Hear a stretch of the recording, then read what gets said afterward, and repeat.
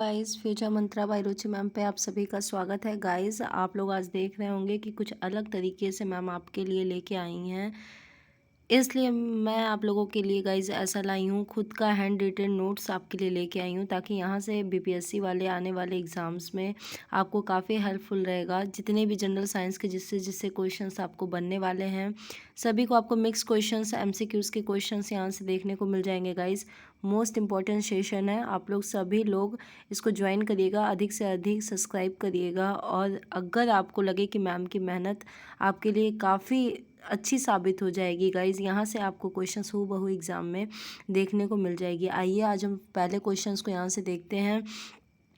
यहाँ से गाइज़ आपको कई सारे क्वेश्चंस यहाँ से हूबहू एग्ज़ाम्स में देखने को मिल जाएंगे। ये आपका पहला लेक्चर है और आप हैंड रिटन नोट्स को कुछ ही समय में परचेज़ भी कर सकते हैं, क्योंकि आपकी रुचि मैम आप लोगों के लिए नोट्स भी प्रोवाइड करने जा रही हैं जो आपको मार्केट में हूबहू उपलब्ध हो जाएगा। तो गाइज़ आइए आज हम देखते हैं पहले क्वेश्चंस की ओर। किसका प्रयोग पीने के पानी को कीटाणु रहित करने के लिए किया जाता है? गाइज़ अगर हैंडराइटिंग नहीं समझ में आ रही होगी तो मैं प्रोनाउंसिएट कर रही हूँ, आप इसको क्या करिएगा, देखते रहिएगा, लिखते रहिएगा, आपका काम यहाँ से हो जाएगा। गाइज़ याद रखिएगा कि पानी के अगर पीने के पानी की अगर हम बात करते हैं कीटाणु रहित करने के लिए तो क्लोरीन यूज़फुल होता है। जैसा ऑप्शन में दिया रहेगा आप उसके हिसाब से काम करेंगे। तो यहाँ से आपका इम्पॉर्टेंट हो जाएगा ब्लीचिंग पाउडर, और इम्पॉर्टेंट ये है कि ब्लीचिंग पाउडर का फार्मूला क्या होता है। तो सभी लोग याद रखेंगे, ब्लीचिंग पाउडर का फार्मूला आपको यहाँ से देखने को मिल जाएगा CaOCl2। एक बार फिर से लिख लीजिएगा सभी लोग, यहाँ से देख लीजिएगा CaOCl2 यहाँ से हो जाएगा। ओके गाइस, आई होप कि आप लोगों को ये चीज़ें समझ में आ चुकी होंगी, तो आप लोग लिख लीजिएगा। इसे हम लोग कैल्शियम हाइपोक्लोराइड भी कहते हैं, कैल्शियम ऑक्सीक्लोराइड भी कहते हैं। ओके गाइस, चलिए ये पहले क्वेश्चंस की बात हो गई। आइए दूसरे क्वेश्चंस को देखते हैं। एक एक क्वेश्चंस को इत्मीनान से देखेंगे। दूसरे क्वेश्चंस को देखिएगा। नाभिकियों को रेडियो एक्टिव क्षय के दौरान निम्न में से कौन सी विद्युत चुंबकीय तरंगें उत्पन्न होती हैं? याद रखिएगा गाइस, रेडियो एक्टिव की क्षय करने की बात आएगी तो जिसकी वेधन क्षमता सबसे अधिक होती है वही विद्युत चुंबकीय उत्पन्न करती है। लाइक गामा किरणों की वेधन क्षमता सबसे अधिक होती है। ये there are the 3 types, alpha beta gamma. Alpha जो किरणें होती हैं वो हमेशा पॉजिटिव होती हैं। लाइक आप हीलियम के कण कुछ और नहीं, ये एनोड के कण होते हैं। बीटा किरणें कैथोड के होते हैं और गामा में कोई चार्जेस नहीं होती, इनकी वेधन क्षमता सबसे अधिक होती है। याद रखिएगा गाइस कि अगर एनोड की बात करेंगे तो इनकी वेधन क्षमता सबसे कम होती है, कैथोड की बात करेंगे तो थोड़ी सी अधिक होती है, और गामा की किरणों की अगर हम बात करेंगे तो सबसे अधिक अगर वेधन क्षमता होती है तो गामा किरणों की होती है। ओके, चलिए आहार नली के दीवारों की संकुंचन और विस्तार की प्रक्रिया को हम क्या कहते हैं? तीसरे क्वेश्चंस में आपको यहाँ पे दिख रहा होगा आहार नली के दीवारों के संकुंचन, तथा ये देखिए कुछ इस तरीके से रहते हैं ग्लास नली की नलिकाएं जो क्या करती हैं, लगातार जिस तरीके से मैंने बार बार एग्जांपल्स आपको बताए होंगे कि जब हम चूड़ी पहनते हैं तो हम क्या करते हैं, अगर रफ़ आपका स्किन होता है और चूड़ी भी काफ़ी टाइट हो तो जाने में मुश्किल होती है, तो हम लोग मॉइस्चराइजिंग या फिर बॉडी लोशन का यूज़ करते हैं। उसी तरीके से आहार नाल की कोशिकाएं होती हैं जो एक बार कॉन्क्रीट होती हैं, एक बार एक्सपांड करती हैं, तो इसको सिकुड़ना और फैलने की क्रिया को हम क्रमाकुंचन की क्रिया कहते हैं। याद रखिएगा इसे हम किस क्रिया के नाम से जानते हैं, तो क्रमाकुंचन की क्रिया से। चलिए चौथे क्वेश्चंस की ओर देखते हैं। प्रतिरोध का एसआई मात्रक क्या होता है? मोस्ट इंपॉर्टेंट है। तो प्रतिरोध का एसआई मात्रक क्या होता है? ओम होता है। यहाँ से कई सारे क्वेश्चंस बनते हैं और कई बार यूनिट पूछी जा सकती है। आइए पांचवा क्वेश्चन देखते हैं।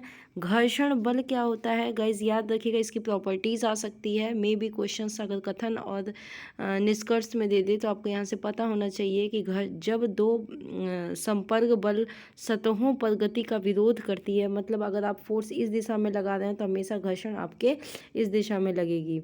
रोलिंग घर्षण, घर्षण बल की अगर हम 3 टाइप्स की बात कर रहे हैं तो पहला आपका रोलिंग घर्षण हो जाएगा, स्लाइडिंग घर्षण, स्टैटिक घर्षण हो जाएगा।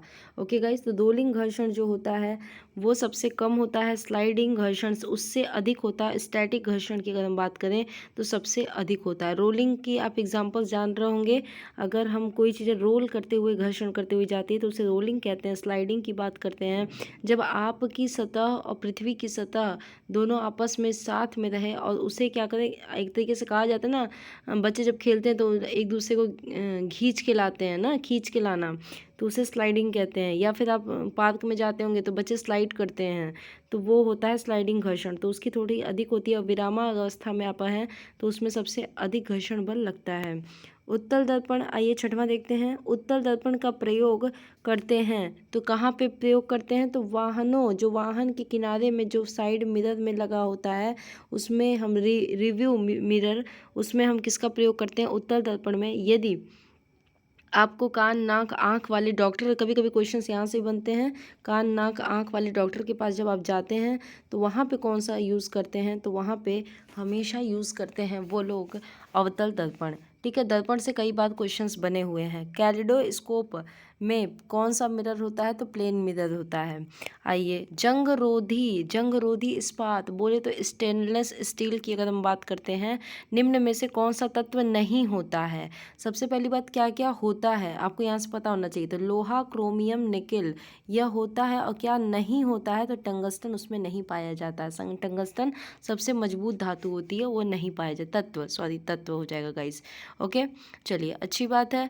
आइए हम क्वेश्चंस की और श्रृंखला की बात करते हैं। तो यहाँ पे कई बार पूछे जाते हैं कि जो पीतल धातु है वो किसका मिलके बना होता है? तो याद रखिएगा, पीतल आपके Cu+Zn, इसके परसेंटेज भी पूछे जा सकते हैं। तो 70+30 से मिलके बना होता है आपका Cu+Zn। ठीक है, कांसा की अगर हम बात करेंगे तो Cu+Sn, आप लोग लिखते जाइएगा। शोल्डर की अगर हम बात करेंगे तो टीन प्लस लेड होता है। गन मेटल की बात करेंगे तो Cu+Sn प्लस जिंक होता है। और जर्मन सिल्वर की बात करेंगे, कई सारे क्वेश्चंस आए हैं इस पर कि जर्मन सिल्वर में क्या नहीं पाया जाता है? तो वहाँ पे नहीं पाया जाता है, सिल्वर नहीं पाया जाता है।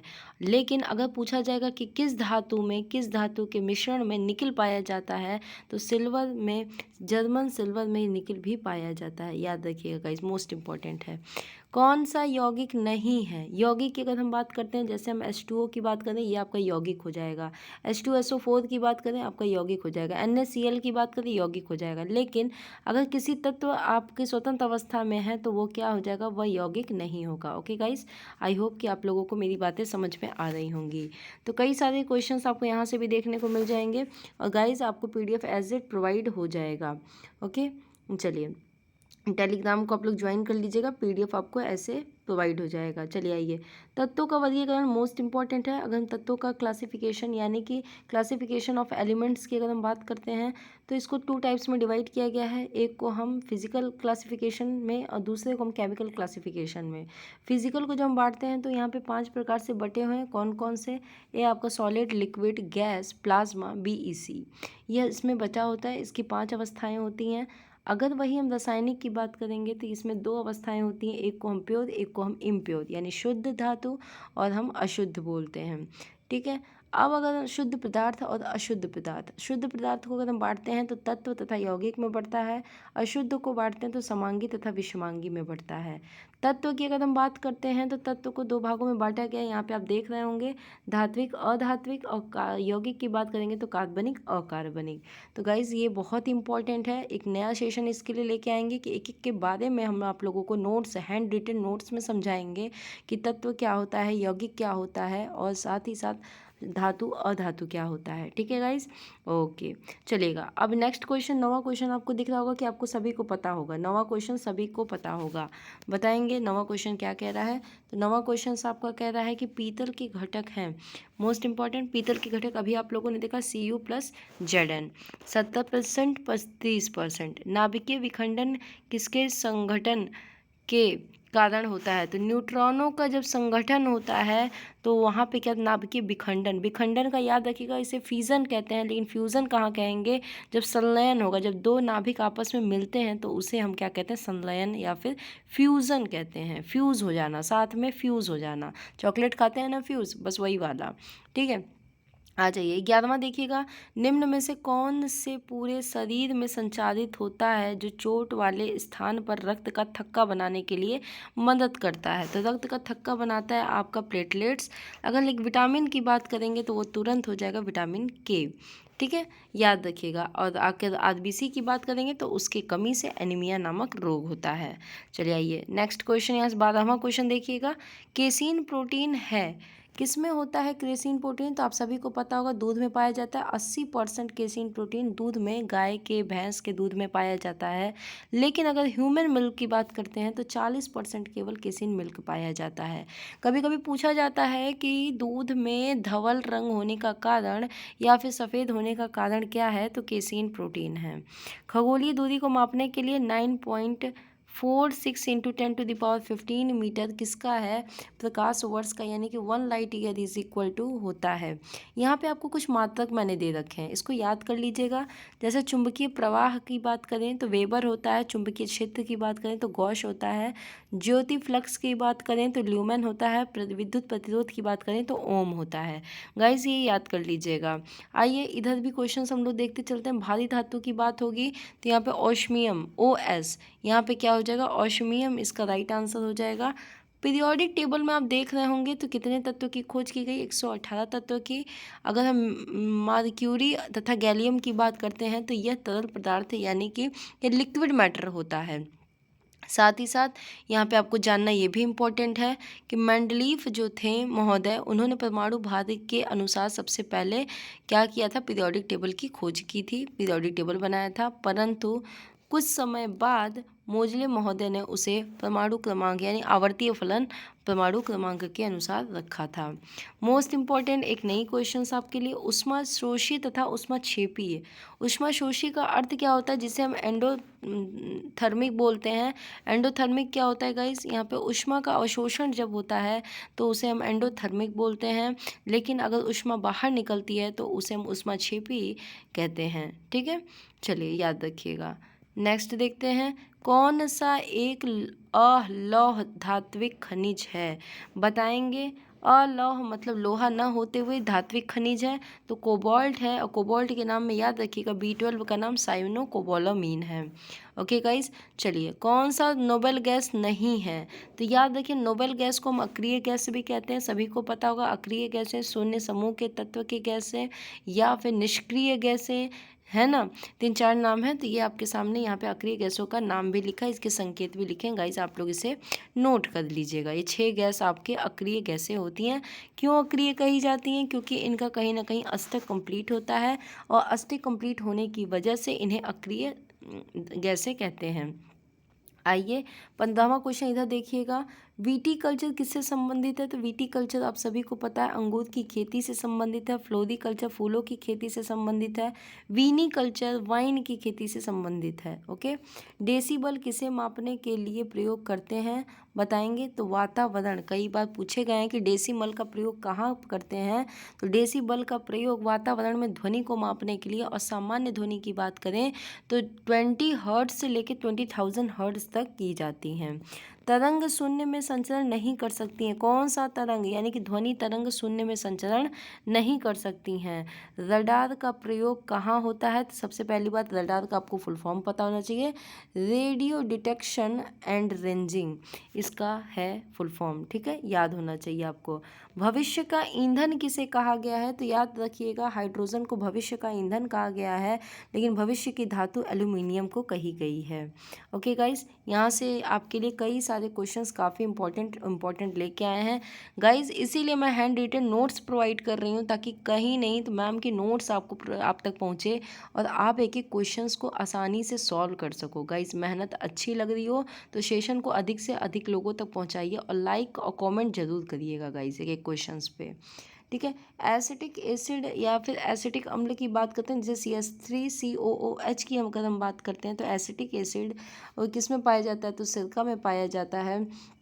टारिट्रिक देखेंगे तो यहाँ पे अंगूर में चींटी का अम्ल, यानी कि जहाँ मेथनोइक या फॉर्मिक एसिड भी कहते हैं। ऑरेंज और लेमन का आप यहाँ देख रहे हैं सिट्रिक एसिड भी कहा जाता है। ओके गाइस, आइए अब हम क्वेश्चंस चलते हैं कि कवक पौधों में नहीं पाया जाता, तो कौन से पौधों में नहीं पाया जाता? तो पर्णहरित पौधों में नहीं पाया जाता। कौन सा पदार्थ खाने की वस्तुओं को परिरक्षण, मोस्ट इंपॉर्टेंट है कि खाने को कौन सा पदार्थ ऐसा होता है जो प्रिजर्व रखता है, संरक्षित रखता है? तो सोडियम बेंजोएट ऐसा चीज़ होता है जो संरक्षित रखता है। डीएनए में 2 प्रकार के न्यूक्लिक, एक डीएनए एक आरएनए पाए जाते हैं न्यूक्लिक। जी, पौधों में पानी पहुंचाया जाता है किसके माध्यम से? तो जाइलम के माध्यम से, अगर फूड पूछा जाता तो फ्लोएम के माध्यम से। मलेरिया आपके प्रोटोजोआ के द्वारा होती है, खसरा जो है वायरस के द्वारा होती है। ओके गाइज, शरीर की प्रतिरोधक क्षमता से जुड़ी हुई महत्वपूर्ण कोशिकाओं को हम क्या कहते हैं? लिम्फोसाइट कहते हैं। तो मोस्ट इंपॉर्टेंट यहाँ पे आप श्रृंखला देख रहे होंगे, मोस्ट इंपॉर्टेंट श्रृंखला आपके सामने। ये सारी PDF आपको, ये सारे 30 क्वेश्चंस मैंने करवाए हैं गाइज। आपको 15 मिनट में 30 क्वेश्चंस वन लाइनर और साथ ही साथ इसका एक्सप्लेनेशन मैं कराती गई हूँ। तो गाइज देख लीजिएगा फ्यूचर मंत्रा बाय रुचि मैम पे, आप सभी हर क्वेश्चंस का आंसर पा सकते हैं। और अपना जिस चीज़ की आपको डिमांड हो कि मैम मुझे इस टॉपिक से चाहिए, उस टॉपिक का आप डिमांड कर सकते हैं। तो गाइज़ इसी तरीके के सेशन पाने के लिए सेशन को सब्सक्राइब कर लीजिएगा, ताकि आपको इसी प्रकार के वीडियोस मैं प्रॉपर तरीके से दे सकूं। Thank you so much guys. जय हिंद क्लास।